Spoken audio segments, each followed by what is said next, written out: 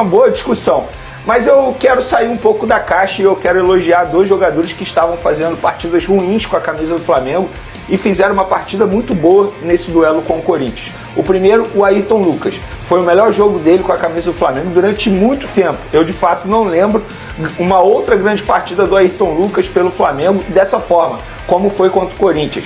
E ele vinha jogando mal desde os tempos que ele foi para a seleção brasileira. E eu vinha criticando aqui as atuações dele, então quando é para criticar a gente critica, e agora eu vou elogiar, porque foi uma baita atuação. Outro jogador também, Cebolinha, não vinha fazendo bons jogos e foi um jogador extremamente importante nesse jogo contra o Corinthians. Porque a partir do momento que ele faz um belo gol logo aos 4 minutos do primeiro tempo, e não só por causa do gol eu estou elogiando aqui, mas esse gol facilitou e muito a vida do Flamengo, condicionou a partida, porque obrigou o Corinthians a sair mais para o jogo e, consequentemente, o Flamengo teve mais espaço. Esses dois jogadores. E um outro jogador abriu a porteira, né? Abriu a porteira, exatamente. Um outro jogador que jogou muita bola e a gente pouco vai falar por conta dos gols do Pedro, do Arrascaeta, a baita partida do Arrascaeta, mas o que o De La Cruz jogou ontem contra o Corinthians foi assustador. Jogou com a bola, sem a bola, um jogador extremamente importante, inclusive no terceiro gol do Flamengo, o gol do Pedro, que foi uma falha do Hugo Souza. Ele ajuda na marcação, ele sobe em bloco e acaba facilitando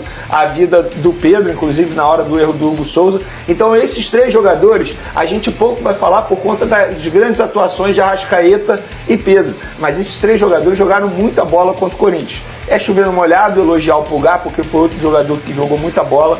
A zaga, para mim hoje, eu considero a melhor dupla de zaga do futebol brasileiro, Léo Ortiz e Léo Pereira. Inclusive até brinco que o Flamengo tem um camisa 10 na zaga, que é o Léo Ortiz, joga muita bola. O Wesley vem fazendo grandes partidas também, é chover no molhado. O Rossi também foi importante. Jogador de seleção agora, jogador de seleção brasileira. O Rossi, ele foi pouco acionado, mas quando ele foi acionado num chute, que eu não lembro quem finalizou. Carrilho.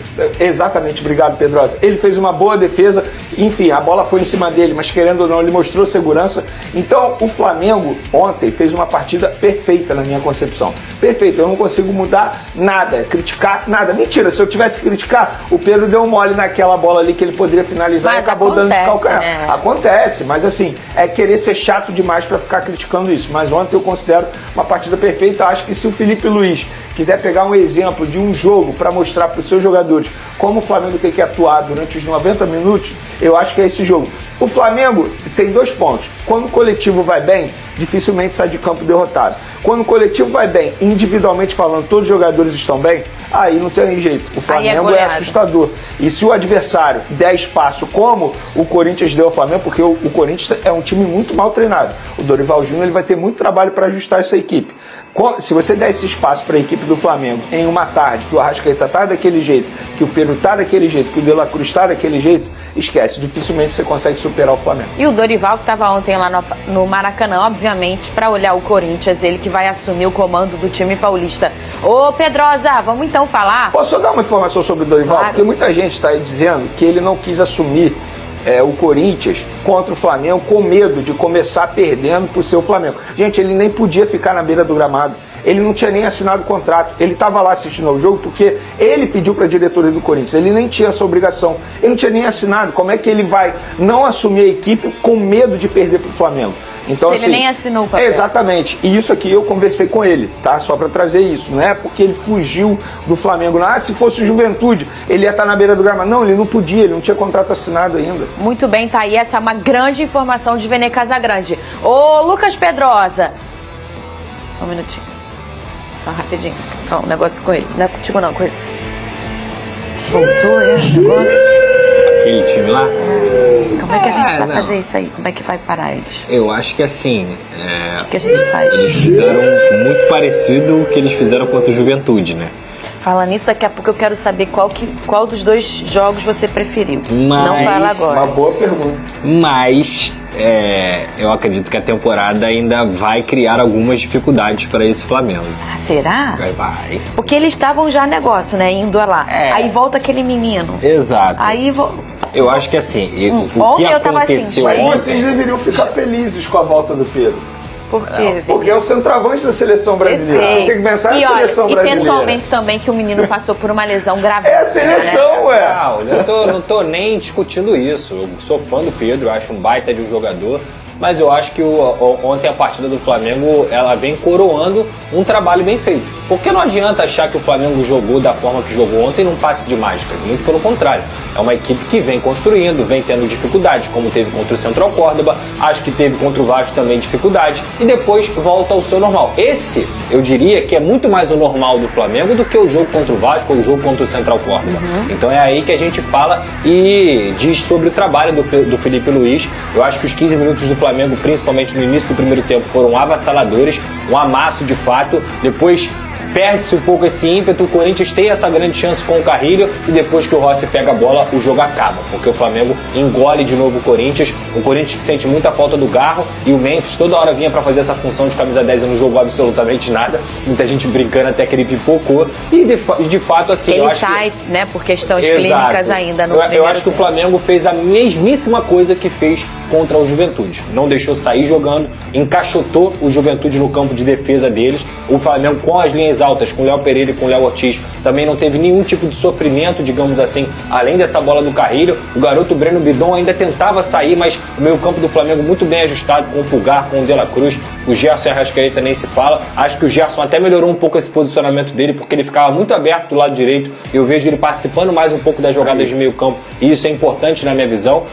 O Pedro nem se fala, tem que elogiar, não é só sobre o jogo que ele fez ontem, não é só sobre os gols que o Pedro faz. O Pedro teve pela segunda vez na carreira dele uma lesão de ligamento cruzado anterior, que muitas vezes acaba com a carreira de qualquer atleta, tá? Às vezes o cara realmente acaba porque ele faz de tudo e não consegue voltar, e às vezes tem pessoas que não se cuidam. O Pedro, ele é ao contrário, ele se cuida e ele fez de tudo para conseguir voltar, voltou num tempo recorde e voltou muito bem. O Pedro, além do jogador, o craque que a gente sabe que ele é um atleta de futebol, merece ser coroado com isso. Então, parabéns aí o Pedro pela partida dele, sensacional. E se a gente falava aqui sobre letalidade, quando esse cara tá em campo, as coisas melhoram. O que você queria destacar aqui na imagem? A produção consegue botar o gol do Pedro quando o Hugo Souza falha, novamente, para mostrar a importância do De La Cruz no lance.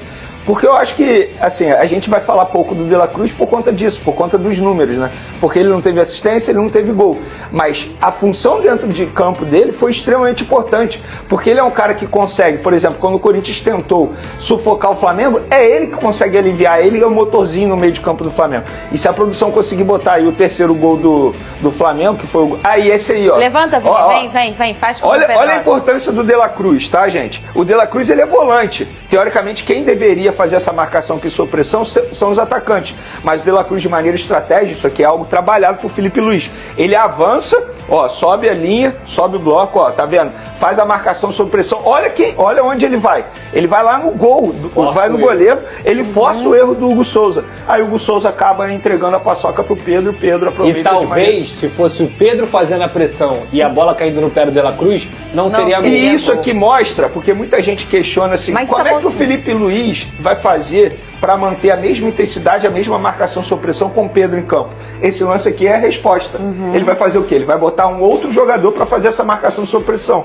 No caso aqui foi o De La Cruz, pode ser outro atleta. Mas o De La Cruz ontem foi muito importante nesse lance por conta disso.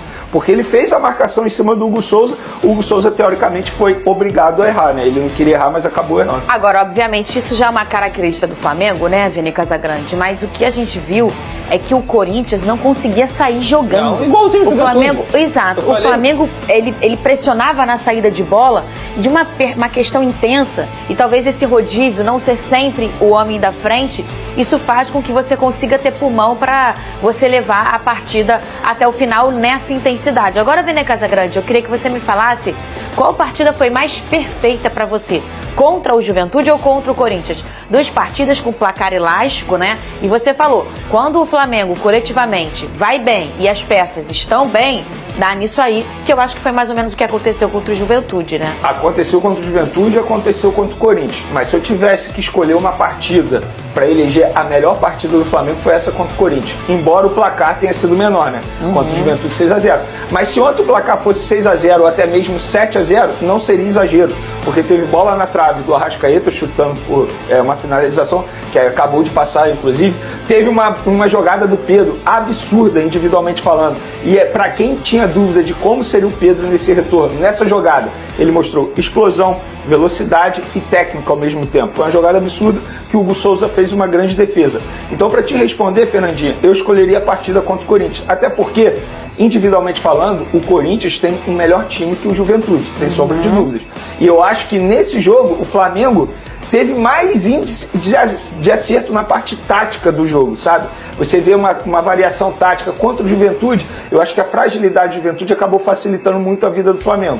Nesse caso aí, o Flamengo fez um placar assim elástico, graças ao Flamengo mesmo. Verdade. Obrigou o Corinthians a errar vários momentos, mas repito, o Corinthians facilitou também a vida do Flamengo, sim, muito erro na parte defensiva, mas acho que a partida que o Flamengo fez contra o Corinthians foi um almanaque, uma aula de partida. O Flamengo pode estar próximo de repatriar um velho conhecido da torcida. Segundo informações do jornalista Antônio Carlos, o clube rubro-negro está em negociações avançadas para contratar Andrés Pereira, meia que deixou sua marca em sua última passagem pela Gávea. A diretoria do Flamengo vê em Andrés uma peça ideal para reforçar o meio-campo. Ainda de acordo com a apuração, o jogador já recusou uma proposta do Palmeiras, manifestando o desejo de retornar ao Flamengo. A forte identificação criada com a torcida, especialmente após o episódio da final da Libertadores, quando foi amplamente apoiado, teria pesado na decisão de Andrés. Em campo, o meia é visto como uma opção versátil e técnica para o esquema de Felipe Luiz. Com bom passe, chegada ao ataque e capacidade de atuar em diferentes funções no meio-campo, Andrés pode ser uma peça importante no fortalecimento do elenco para a temporada. As informações indicam que o Flamengo já teria um contrato de 3 anos preparado para apresentar ao jogador, evidenciando o interesse em concluir rapidamente a negociação. Andrés chegaria para ser um reforço para o Super Mundial de Clubes. Ele é um jogador versátil, poderia atuar de meio de campo e volante. Isso é algo que Felipe Luiz, técnico do Flamengo, gosta bastante do jogador. A expectativa agora é pelo desfecho das conversas. Andrés Pereira pode, em breve, voltar a vestir o manto sagrado. E você, torcedor rubro-negro, aprova o retorno do jogador? Deixe sua opinião nos comentários, curta o vídeo, inscreva-se no canal e ative o sininho para não perder nenhuma novidade do Flamengo. Até a próxima e saudações rubro-negras!